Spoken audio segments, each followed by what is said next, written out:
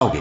یہ تمہارے مددگار نہیں ہے بلکہ اللہ تمہارا مددگار ہے اور وہ سب سے بہتر مددگار ہے۔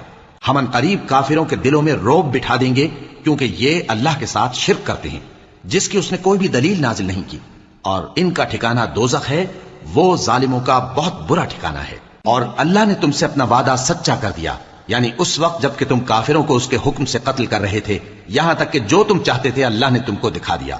اس کے بعد تم نے ہمت ہار دی اور پیغمبر کے حکم کی تعمیل میں جھگڑا کرنے لگے اور تم نے اس کی نافرمانی کی۔ بعض تو تم میں سے دنیا کے طلبگار تھے اور بعض آخرت کے طالب۔ اس وقت اللہ نے تم کو ان کے سامنے سے ہٹا دیا تاکہ تمہاری آزمائش کرے، اور اس نے تمہارا قصور معاف کر دیا، اور اللہ مومنوں پر بڑا فضل کرنے والا ہے۔ وہ وقت بھی یاد کرنے کے لائق ہے جب تم لوگ دور بھاگے جاتے تھے اور کسی کو پیچھے پھر کر نہیں دیکھتے تھے، اور رسول اللہ صلی اللہ علیہ وآلہ وسلم تم کو تمہارے پیچھے کھڑے بلا رہے تھے، تو اللہ نے تم کو غم پر